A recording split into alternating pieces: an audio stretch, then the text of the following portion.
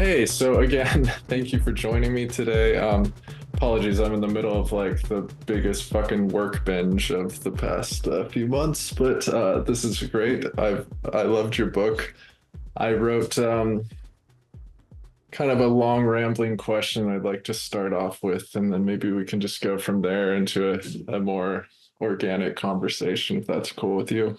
Yeah, man, sounds great. Thank you. All right, and just FYI, I this is I say this at the beginning of all these conversations, but I am trying not to take up too much of anyone's time or my own. So I kind of cap these at about 40 minutes or so, which is the free Zoom. It just cuts us off. So if we're in the middle of a good conversation, my apologies. Oh, that's cool. Yeah, yeah. 40 is plenty. So. Yeah, yeah, totally. I agree. I mean, look, people like to do some conversations for hours, but you know what? Not all of us got the time. And anyway, Right. anyway, so um, okay, so you know this, but you are the author of 12 book length works, including your most recent memoir of sorts, Molly, which has been generating a tremendous amount of positive attention as well as controversy. And it's mostly about this book that I'd like to talk with you today because Molly is one of the most emotionally devastating and beautiful pieces of literature I've read in recent years. And it's the kind of thing that can only come into existence through the experience of personal tragedy. Plainly speaking, this is a book about your relationship to your late wife, Molly Brodak, who killed herself several years ago. And it's also a book about your life in the aftermath. I attended the Los Angeles stop of your book tour to promote Molly and was struck by this interesting dynamic between you and the audience, which is starting to make more and more sense to me. Meaning, I remember standing in the room listening to you recount the final days you shared with your wife. And I was nearly in tears and looking around at a number of people who seemed in a similar state to me. And then I listened to you have a conversation with another author, as is often standard at readings, and you appeared calm and collected and not emotionally distraught. And it occurred to me that, of course, you've already gone through this intense experience of grief. I mean, anyone who's read your book will understand that. And it seems to me that you've also done a tremendous amount of work on yourself to find meaning in life, or at least a reason to go on living. And for example, I was struck by this very sweet passage near the end of your book. It says, or you said, or you wrote more like, there's no floor to human misery. I've found myself repeating sometimes and trying to explain how at once we're supposed to take it and carry on as if it can always still get worse might be enough of a good reason to be thankful we continue to survive. While it feels foolish to deny that, I can't help but want to challenge myself to continue to imagine the other side of that same coin, true or false.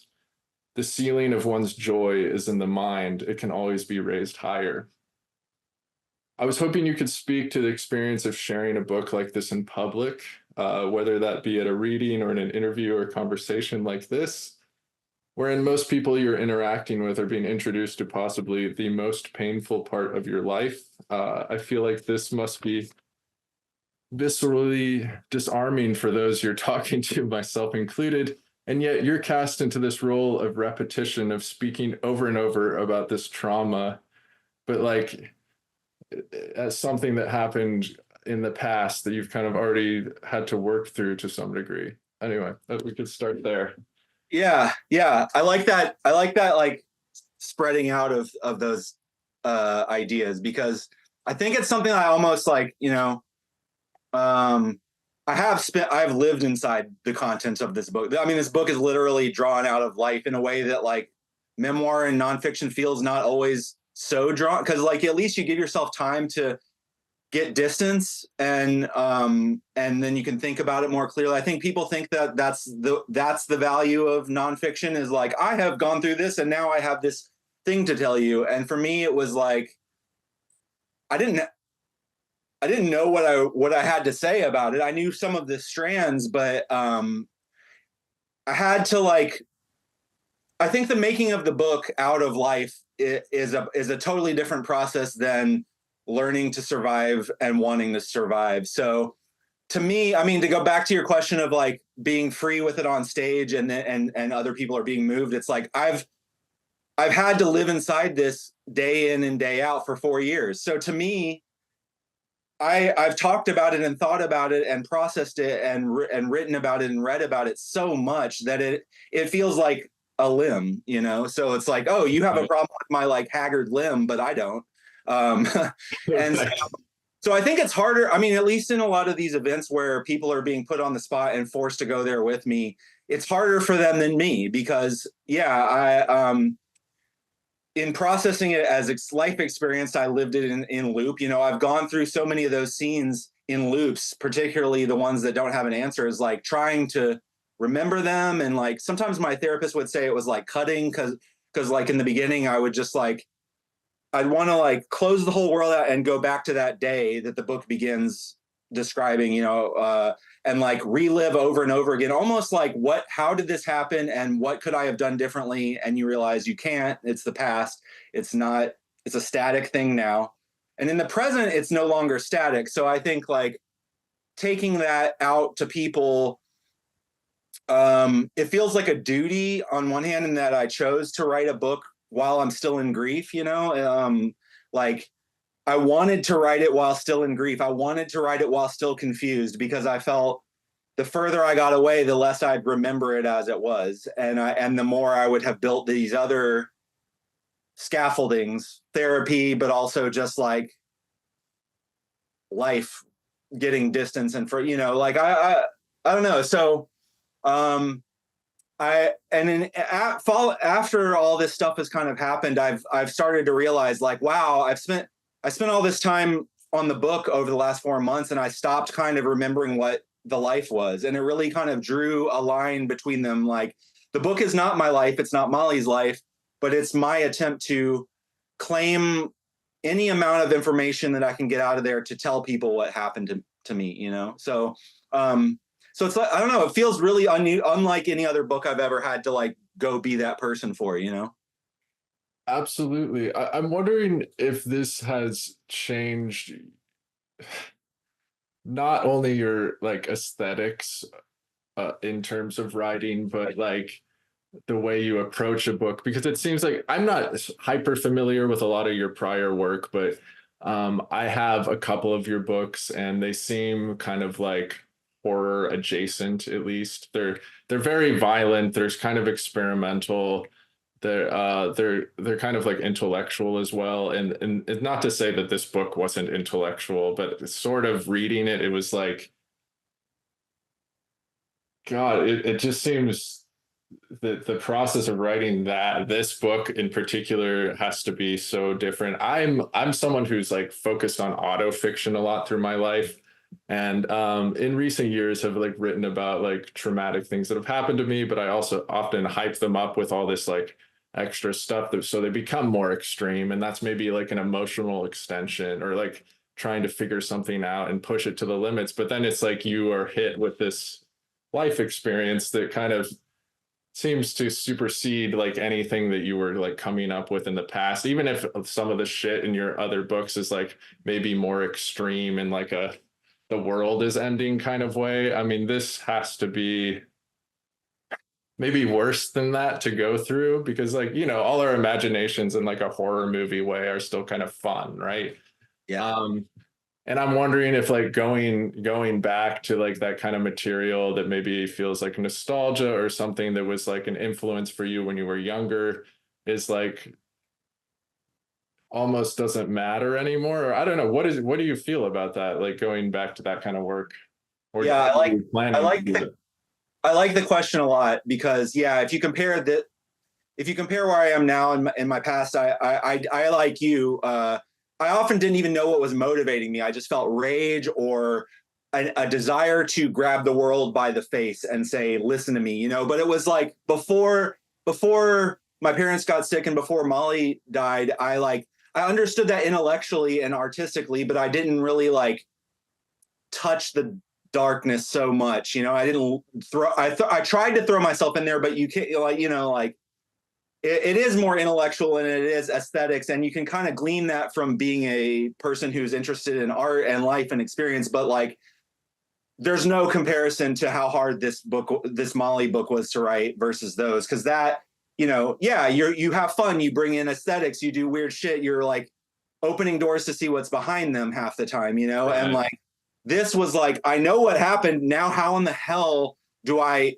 do any amount of justice to explaining how fucked that was? And like, it almost felt like a immovable object and an unstoppable force, because like I couldn't imagine writing anything else after that happened, and I also didn't even like, I understood intellectually that I wasn't gonna like do any amount of research that would say, here's why Molly killed herself, and here's what you could have done, and here's how others can benefit from that. Like, that's just not real. That's like, and I think that's what's, I was reading a lot of, I was trying to find some voice that made sense to me while I was going through this stuff, as like, Molly pointed out the point of writing memoir was that, or one of the points to her writing memoir was that life is hard and complex and we don't know how to get through it. So a memoir is almost, it's not a manual, but it's like, here's someone else trying to get through something just as unwieldy to them. So I don't know. I think like, it put me in a space where I knew there wasn't going to be a sharp answer. I knew even the facts that I did have were clouded by emotional affect, by like secrecy on her part, and just so many other things where it's like, but I also knew that like, if I don't find a way to tell this story, I'd rather be dead, because like, I don't want to writing a horror novel or like some other novel that's like, pretending that didn't happen, or just like assuming no one wants to hear that. It's like, I'd rather be dead, and I'd rather be a dentist, moreover, than a writer who has to like pretend that I mean, I came up as a writer thinking whatever no one wants to hear and whatever is the thing you're most afraid to talk about is what is the work of you, is the work. Right. And I didn't have that before. I had like, everyone has that to some degree, but this was like, whoa, all the skills I thought I had about how to negotiate that and be an intellectual and like all of it's bankrupt. And like, really, this is just about like hanging on to the rope as I try to climb, Well, kind of going off of that question, there's a conversation I've been having with a lot of writers who I think are in sort of the same scene as myself, meaning like started out in small presses. We're kind of working in the field that has been traditionally called transgressive fiction or whatever, which just means like really violent or sexually explicit stuff. It's, whatever the fuck. It's like a lot of depressed people being like, this is like the fucked up thing I came up with. And then we're all starting to get older, and at least for a good portion of these people seem to feel like, well, that's actually not quote unquote transgressive anymore, because like we've been living with this for like, 2-3 decades, and everyone is kind of like the world is ending and so forth. And for me, it's I can't speak for everyone, but for me, it's sort of like, okay, well, I've gone through that. What are like some things in life that I'm sort of looking forward to? Like, I'm married now. I'm trying to kind of like have a hopeful future. And look, I was reading your book, and like, obviously this is the, anyone who's come to Molly or kind of read the press or anything around it, it's like, this is like a fucking horrible situation, and there's all this aftermath and so forth. But you end this book with literally like a love letter to your dead wife, and it's I was fucking crying by the end of it. It's like, it's incredibly sweet though, and I think the end of your book is incredibly sweet and has this feeling about it that is the opposite of everything I've kind of just mentioned. And I think that is probably one of the things that's connecting with people in a huge way right now. I'm just going to go out and say that because, like, look, talking to fucking someone like B.R. Yeager, who's wrote like one of the most successful like indie horror novels of the past several years, is also like, I've hit the fucking end of my rope with like writing just these like really explicit violent things. Not that he's never going to go back to that, because like maybe that's fun, or that's like has some nostalgia or some aesthetically pleasing things. But I'm just curious, like, does that shift your mindset in terms of going forward to like write another novel? Or is that something that's sort of in the vacuum of dealing with this personal situation? I really like the question. Yeah. You know, I mean, for as much as time as we've spent under the cloak of transgressive writing, I feel nothing's been transgressed for the most part. We've mostly talked about our sexuality and like personal misery, and you know, I don't know, like transgressive is an easy way to like throw it all behind the curtain again, and like I still, for as much as time as I've spent writing, you know, even before this happened with Molly, like I've spent so much time writing out of rage and anger, and I still don't feel that I've said the thing. And I think that maybe that's because, like, rather than saying like I shouldn't write violently or I'm at the end of my rope about writing about violence, it's like, what can I say that can transmute this from just this raw mass of misery into something like I'm going to live through it, right? Like I've decided I'm going to stay here. So like, what's the point of just like whipping my own back throughout the whole thing? But like the larger truth of the world and the way people treat with one another within that kind of terrain is something we can alter. Like we're not going to stop misery from happening, but we can stop the way that we put others at arm's length and think, oh, it's every man for himself. Go down in your little thing, and yeah, when you do reach out, it will be to vomit on one another. Right. It's like I'm not going to stop. Like I've actually gotten in going back to fiction from this. I've gotten even more. It's not necessarily violent, but I'm more angry than ever because I feel like I mean, like first of all, I wrote this book that was kind of this like attempt to me to parse a reason to live out of all of it, and I felt like I got slapped on both sides of my face and kicked out the door. And said "fuck you" by not entirely. Like I think that like there are people that see it and can follow it, but I also think that like the experience of publishing this book makes me want to not only grab the world by the face, but to never let it go again and get it in a head. You know, it's like I'm not kidding. You know, it's like I think like we like, oh, that's a horror book, so therefore it's like horror as a genre in general just takes something that's meant to be intolerable and makes it into something that's fun. And like, I want to make something intolerable even more intolerable. And like, I don't know.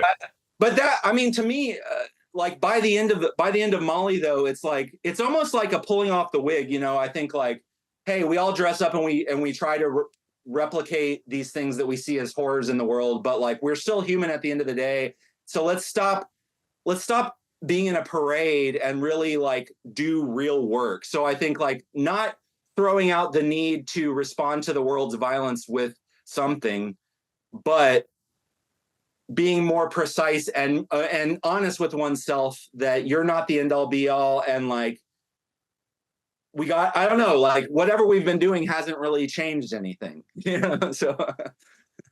Fair enough. Well, okay. So when you talk about the experience of publishing this book, are you open to discussing some of the controversy that has come up regarding this? Yeah, okay. Sure. So correct me if I'm wrong, because I've sort of just been looking at this from things coming down my social media feed. But it was like really early this year. It seemed like there was kind of like a tabloid piece of press that came out about this that focused almost entirely on kind of a pretty small portion of your book, but which is still relevant. And it was like, look, your wife not only killed herself, then it comes to light that you discover a lot of stuff that you just straight up didn't know. And some of this was about her infidelity within the context of your relationship, which, look, I think for anyone that's going to be fucking an extra layer of devastation, I get it. But it was like this article was just like only that. And then these small group of writers like sort of came after you, and without reading the book, because this had literally just came out, they were like, oh yeah, Blake Butler wrote basically like literary revenge porn, and it's unfair that she can't tell her side of the story, etc. But like once I read the book, I was like,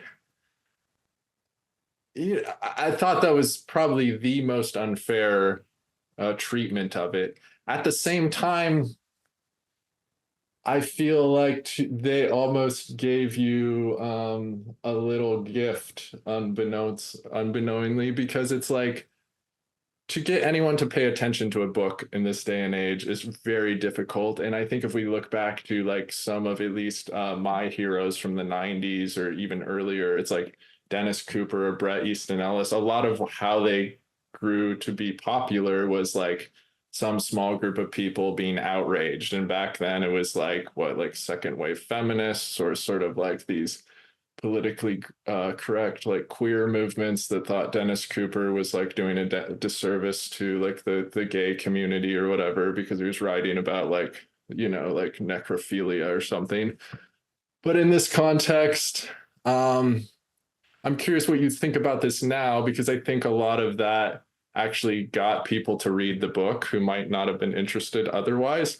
And yet it seems like the silliest interpretation of your novel, or sorry, it's not even a novel, it's a memoir, because you really, even throughout all of that, I think show such a profound amount of love for her.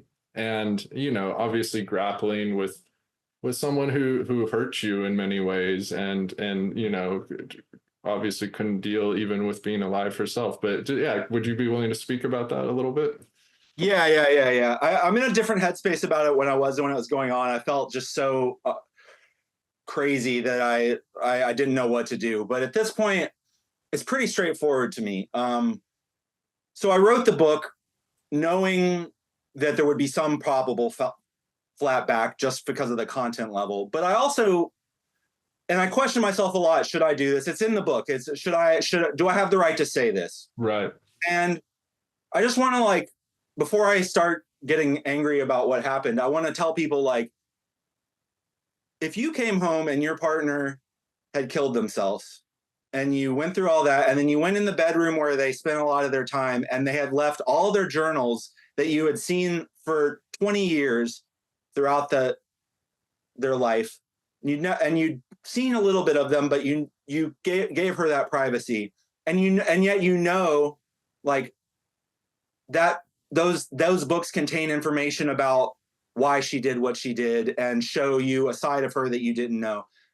How is it loving or not loving to look at the books? Because to me, if your response is to pick up the books and break her trust, she's not alive anymore, break her trust, I can't imagine not wanting to know. And so for me, the wanting to know, the reason I couldn't stop looking in, and yeah, that broaches into her email and her other items. But like, again, I've pointed this out too. Like, you don't have a choice when someone you're legally bound to kills themselves. Like, you have to close their accounts, which requires emails getting pinged, you know? And so, like, then when you're in their email, you find emails from guys and 30 long, like, you're going to read it. I'm just telling you, you're going to want to know. And if you don't, then God bless you for not having that kind of curiosity. But I just don't understand. I think you just don't know what it feels like.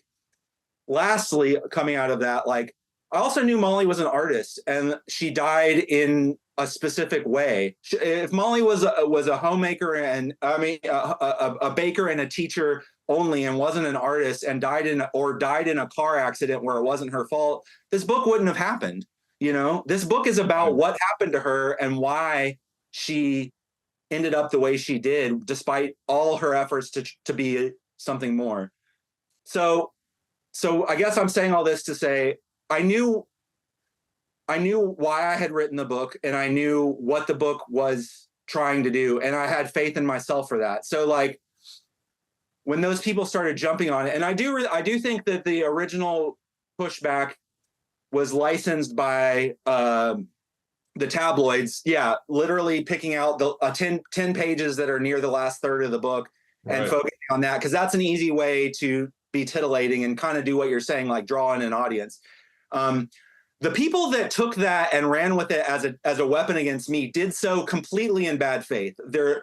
one of them in particular, I have known for a really long time. I know lots of people who know her, and I know that she wanted to be with me. I'm going to just say that. She was stalking me. She had been stalking me for a long time, and she used the opportunities of Molly's death to show up in my life and to drive me to the funeral and act like my friend when really she was attempting to be next in line. I just know that. I'm not going to give you all the reasons I Yeah. know that, but like, so when I saw that happen, and I saw people pick up that sword and use it too.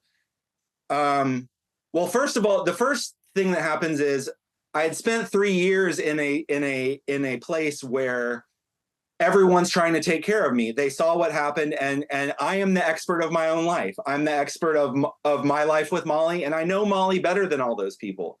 So, that got taken away from me to some extent online anyway. It's like, oh, suddenly I've gone from a person who was a survivor of suicide and suicide loss to a possible piece of shit, an asshole, a person who's trying to make life worse for someone who I know lived a really hard life. The last thing on earth I wanted to do was that. So it just put a spin in it put insanity into my mind, I guess. Yeah. I find the people who took that line, they're not only ignoring the truth, they're trying to make it into something that's theirs and deny my right to tell it. And like, to me, that's also like that's fascist thinking wrapped in liberalism. Like, because they're all, oh, he's a man, can't say things. It's like, look, man, like I'm for that to be coming from people who I thought were friends, like I've quickly realized that I didn't really know that what they were up to. Anyway, so coming out, I've had to struggle with saying, was this worth it? You know, I let people into a very sacred thing for me that I almost lost my life to. And I thought, you know what? I think there is honor and valor in this, both from my experience and hers. And I'm willing to go there and let people in because thus far they've trusted me and they've heard me out, and could only be good. And now I feel, I went through a phase where I was like, was this worth letting the world in on? Because it did in some ways make me start questioning myself, like, what can I not see, you know? But like, I do know, going back to knowing it's in bad faith and the motivation that I discovered from testimonies of others and my own experience, I'm like, I'm not going to let what these people want to do is make grand of themselves and take my power away from me. And you pick the wrong person to do that to, because like I've just like I've walked that road in a more aesthetic and academic, intellectual way, and I'm not afraid to go there now. When I like come up to my fate, you know, I was another thing that happened in going into public with this is like I was waiting for someone to come up to my face and accuse me of the things that they were accusing me of online. And you know what? 0 people did that. And you know why? Because I would put them in their place. Yeah. Sorry, Well, watch me going angry. Sorry. well, you know, at the reading you did in Los Angeles, there was actually a question from somebody in the audience who I almost thought I was going there because it was posed something like, "What do you think Molly would have thought of you writing this book?" And you gave, I don't remember exactly what you said, but I think you handled it incredibly well. And then it kind of came to light via this woman's reaction to that she was coming at this kind of from a place of kindness and so forth, and was actually like a big fan of your stuff and the book as well. So I think that was nice to see that reaction. And this was before I'd even read it. So you know, I wasn't sure what my reaction to the whole thing was going to be, because it was like, yeah, there were a couple of writers who I'm familiar with and I've read their stuff, and it's not like I'm super close with them, but I saw this sort of like shit come down my Twitter stream. I was like, what the fuck is going on? Like, this is pretty intense. And then, you know, it was like people taking your side and then people calling you a piece of shit. But I was like, it's got to be strange from your perspective, because like I think several months down the line, you could be a really like whatever about this. If you were to be very pessimistic and like it's good for the book. You could say like, oh, all this controversy, like picked up book sales. But on the other hand, this is like such a fucking personal thing. Like I don't know that that could be a reaction to that at all. Uh, but in my head, I'm saying like, whether you feel this or not, I'm kind of like, well, you know, they're probably actually driving some people to read this that might not have otherwise. Because I think a lot of the press in the aftermath was kind of referencing some of this shit, and maybe people wouldn't have been as interested. So I don't know, in a roundabout way, I don't know if you're grateful in like a sort of stoic philosophy type of way for some of that shit going on, but like, you know, I'm glad that this book is getting attention. I think it's really powerful, and like fuck those people, but in a good way. Like if they sort of helped build an audience for you, like fucking great. I don't know. It wasn't good for the book. It wasn't good for me. It wasn't good for the book, you don't think? It sold some books, and ultimately maybe like 5 years down, but like I don't want that to be the reason the book sold. I don't want Good. Yeah, fair enough. You know what I mean? And like, moreover, like it just gave people carte blanche to ignore the book in some ways and to say like, oh, this is just some guy doing this, you know, whatever. So like, my greatest fear in publishing the book is that it would have no impact. You know, I was like, if this just comes out and is batted around the way most books are when they come out and disappears, I'm not going to be able to continue writing it.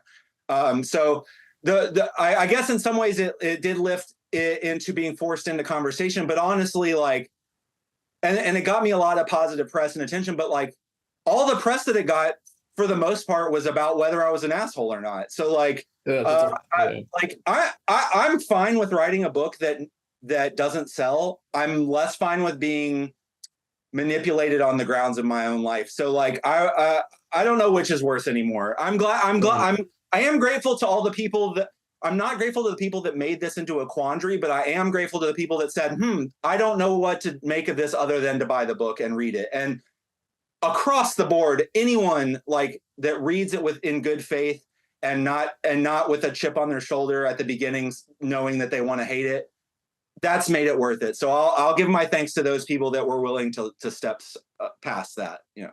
Can I ask? There's a lot of mention in your book about an unpublished work of Molly's that there was actually like kind of a painful experience for her, I think, at least from your perspective, that she wrote a memoir of her going to kind of discover her family's history in Poland and so forth, and then it just didn't sell. Has there been any interest in, because of your book, of publishing that? Yeah.